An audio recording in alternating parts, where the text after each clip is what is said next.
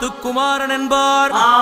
சூரனை கூறு போட்டவனாம், சுனாமியை விரட்டி விட்டவனாம், போகர் கொடுத்த பொக்கிஷமாம், பஞ்சாமிர்த பிரியனாம், பக்துமலை சுவாமியாம். அப்படிப்பட்ட முருகனவன் ரொம்ப ரொம்ப சின்னவனா சுவாமி. சின்ன சின்ன முருகைய சிங்கார முருகைய கொஞ்சி கொஞ்சி தமிழ் பேசும் செந்தில் வடிவேலனவ.